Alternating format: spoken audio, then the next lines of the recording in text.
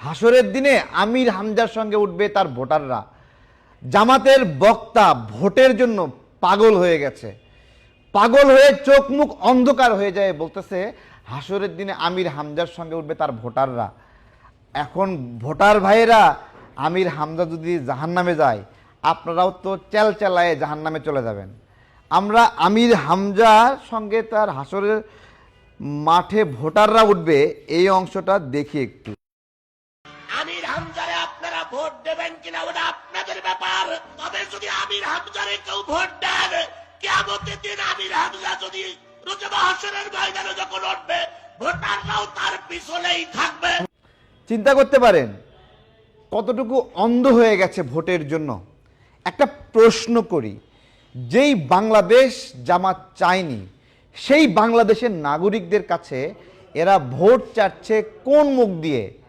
আর যারা জামাতকে ভোট দেবে তাদেরকে বলছি, আপনারা হয়তোবা এক বস্তা চালের জন্য, অথবা 2 কেজি ডালের জন্য, অথবা 1 বোতল তেলের জন্য জামাতকে ভোট দিবেন।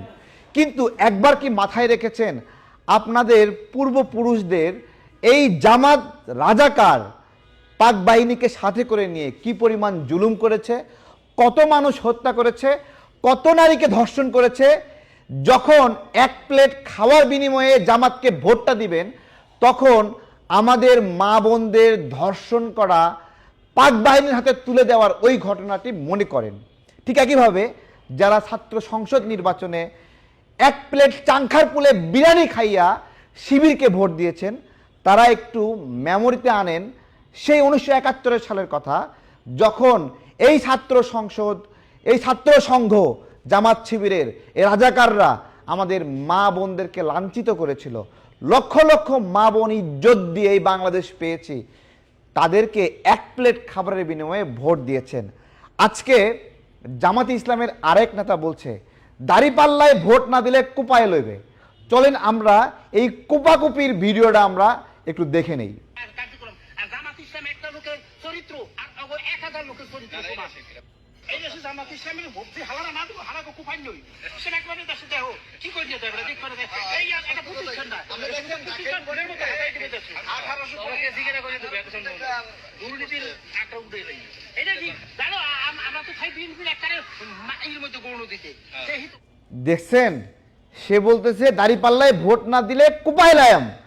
আবার বলতেছে জামাতে ইসলামের একজন ব্যক্তির চরিত্র বিএনপির 1000 লোকের চরিত্রের সমান। চিন্তা করতে পারেন, আসলে কথাটা একবারে মিথ্যাও কয়নি। বিএনপির 1000 লোক অপরাধ করলে যতটুকু অপরাধ হবে, জামাতের একজনের অপরাধ তার চেয়ে 1000 গুণে বেশি। কারণ বাংলাদেশকে স্বীকার করেনি, যে স্বাধীনতাকে স্বীকার করেনি, এবং বিদেশি শত্রুদের হাতে আমাদের মা বোনদেরকে তুলে দিছে। ঘরে ঘরে দেখিয়ে দিয়েছে কোন ঘরে সুন্দরী রমণী আছে, কোন ঘরে সুন্দরী বোন আছে, উঠায় দিয়ে দিয়েছে। শুধু উঠায় দেয়নি, নিজেরাও ধর্ষণে লিপ্ত হয়েছে, নিজেরাও ব্যভিচারে লিপ্ত হয়েছে, নিজেরাও গণহত্যায় লিপ্ত হয়েছে। সেই দিক থেকে এই যে ভোট না দিলে কুপাকুপি করবে জামাতের নেতা, সে ঠিকই বলছে যে জামাতের একজনের চরিত্র বিএনপির 1000 জনের চরিত্রের সমান। অর্থাৎ বিএনপি 1000 জন অপরাধ করলে যেই পাপ হবে, তার চেয়ে জঘন্য অপরাধ করছে এই জামাত শিবিরের লোকেরা। আর জামাতের শাহজাহান সাহেব, সে তো বলেছিল পুলিশ তাদের কথায় উঠবে বসবে, মাধ্যমিকের এবং প্রাইমারির মাস্টাররা তাদের কথা অনুযায়ী তাদের প্রচারণা করবে। সেই লোক আজকে নতুন করে বলছে যে সূর্য তার জন্য দাঁড়ায় থাকবে, আল্লাহ তার জন্য সূর্য দাঁড় করায় রাখবে। এই কথাটা আল্লাহর নবী রাসূলরাও এভাবে কোনো সময় বলছে কিনা আমি জানি না, যে সূর্য এভাবে দাঁড়ায় রাখবে তারা, আমি জানি না, কিন্তু আজকে এই রকম করে বলছে। অবশ্য যারা কিনা দজ্জালের অনুসারী, তারা এই ধরনের ভয়ঙ্কর কথা বলতে পারে। কেবল দজ্জাল্লাই বলতে পারে তোমারে জান্নাতে দেবো, তোমারে জাহান্নামে দেবো, অথবা সূর্যকে 2 ভাগ করব, সূর্যকে ভাগ করব, সূর্যকে আটকায় রাখবো। এই হলো অবস্থা। এবং সে নাগরিকদেরকে হুমকি দিচ্ছে, এরা নাকি দেশের সেবা করবে, কিন্তু ধমকের সুরে কথা বলে, ধমকের সুরে কথা বলে। এবং গোলাম পরোয়ার সাহেব যখন একটা বক্তব্য দেয়, উরি বাবাই বাবা, এত অস্থিরতা, এত ধমকের সুরে কথা বলে, মনে হয় এই সময় সে 3টে রক কাইটা এসে বক্তব্য দিচ্ছে। এবং জামাতের মেজরিটি বক্তা এরকম আইসে এমন চোটপাট করবে যে ডাইরেক্ট 4-5টা রক ফালাই দিয়ে আসছে, আইসে সে বক্তব্য দিচ্ছে উগ্রভাবে। এইভাবে আপনারা রাজনীতি করবেন বাংলাদেশে? আসেন জামাতে ইসলামের আর একজন পাতি নেতার একটা বক্তব্য শুনি। সে কি বলে? এই পাতি নেতা বলছে যে পুলিশকে সহযোগিতা করার জন্য সহায়ক পুলিশ হিসেবে জামাত শিবিরের লোককে সে দিয়ে দিবে।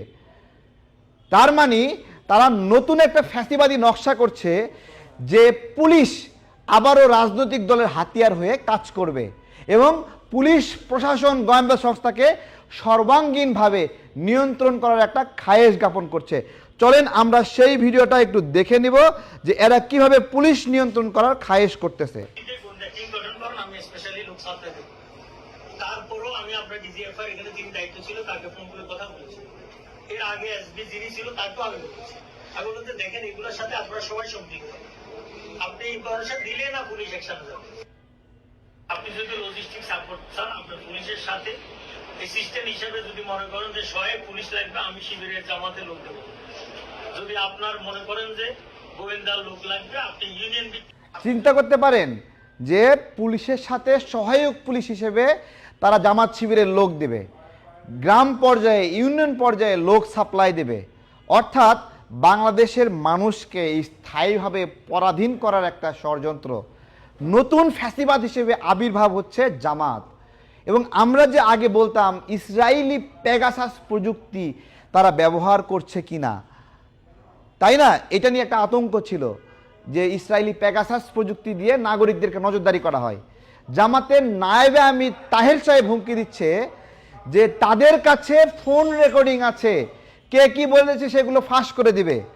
আমরা যে আওয়ামী লীগ সরকারকে তাড়াইলাম এখান থেকে যে কেন আমার ব্যক্তিগত গোপনীয়তা নষ্ট হবে, সেই কারণে সেই জামাতের নায়েবে আমির তাহের সাহেবরা আজকে খায়েশ জ্ঞাপন করছে যে নাগরিকদের ব্যক্তিগত গোপনীয়তা তারা লঙ্ঘন করবে। অর্থাৎ তারা ঘরগুলোকে কাচের ঘর বানিয়ে দেবে যাতে করে ঘরের মধ্যে কে কি করে সেটা তারা দেখার খায়েশ রাখে, কে কি ফোনে কথা বলে সেগুলো নজরদারি করতে চায়। আপনারা কার কার সাথে কোথায় যোগাযোগ করেন, এই গোপনীয়তা কোনো রাজনৈতিক দলের হাতে তুলে দিতে চান, তাহলে আপনারা দাঁড়িপাল্লায় ভোট দিতে পারেন। আপনারা কোন জায়গায় কি গোপনীয়তা রাখতে চান আপনার ফোনে, এটা কি জামাতকে দেখাতে চান, তাহলে ওদের দাঁড়িপাল্লাকে ভোট দেন। এবং শুধু তাই না, আপনারা ফোনে কার সাথে কি কথা বলছেন এই রেকর্ডিংটা কি চান যে ফেসবুকে ভাইরাল হবে, আপনাকে নিয়ে জিম্মি করবে, ব্ল্যাকমেইল করবে, তাহলে জামাত ইসলামকে আপনারা ভোট দিতে পারেন।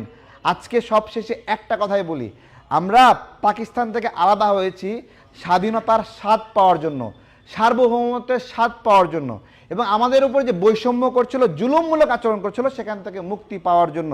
এইখানে এই ন্যারেটিভ জামাত দেওয়ার চেষ্টা করে যে ভারতের সহযোগিতায় আমরা এখানে স্বাধীনতা পেয়েছি বা বিভিন্ন ভৌগোলিক কারণে ভারতের স্বার্থ থাকা খুবই স্বাভাবিক। কিন্তু আমার প্রশ্ন হলো, বাংলাদেশের নাগরিকরা মুক্তিযুদ্ধে অংশগ্রহণ করেছে, জীবন দিয়েছে এবং তাদের তাজা রক্তের বিনিময়ে 30 লক্ষ শহীদ, এটা নিয়ে পিনাকিরা বলতেছে 2000 শহীদ। এদের মুখে জামা ঘষা দেন এবং 2 লাখ মা বোন সম্ভ্রম হারিয়েছে। আমরা প্রমাণ করেছিলাম যে আমাদের এক একটা গণকবরে যদি 90টা 100টা করে লাশ থাকে, এরকম করে একটা এলাকায় যদি 100 গণকবর থাকে আর 40টা জেলায় যদি 100টা করে গণকবর থাকে, তাহলে আপনারা চিন্তা করেন কত নাগরিক হত্যা হয়েছে। এবং এক একটা পুকুর 1971 সালে রক্তে লাল হয়েছিল, নদীর পানি রক্তে লাল হয়েছিল। এই কথাটি বাংলাদেশের নাগরিকরা কোনোদিন যেন না বলে, এই রক্তের কথা ভুলে গিয়ে 1 প্লেট খাবারের বিনিময়ে, 1 ব্যাগ চালের বিনিময়ে অথবা 2টা প্যারাসিটামল পেয়ে খুশি হয়ে যারা জামাতকে ভোট দেবে, তাদের বিষয়ে আমাদের কোনো কিছু বলার নাই। শুধু আমাদের লড়াই ওই জায়গায় যে আমরা এই বাংলাদেশকে, এই যারা নোংরা ইচ্ছা জ্ঞাপন করে, যারা জান্নাত জাহান্নাম বিক্রি করে, যারা দজ্জাল হিসেবে আসতে চায়, যারা ভোটাধিকার প্রয়োগে বাধা দিতে চায়, দাঁড়িপাল্লায় ভোট না দিলে তারা কোপাইবে, এবং যারা পুলিশের মতো করে সহায়ক পুলিশ হিসেবে নাগরিকদের মোবাইল চেক করতে চায়, যারা নজরদারি করতে চায় এবং যারা নাগরিকদের ফোন কল রেকর্ড করতে চায়, এই বাংলাদেশের মানুষকে বিবেচনা করতে হবে তাদেরকে তারা ভোট দেবে কিনা। ধন্যবাদ সবাইকে।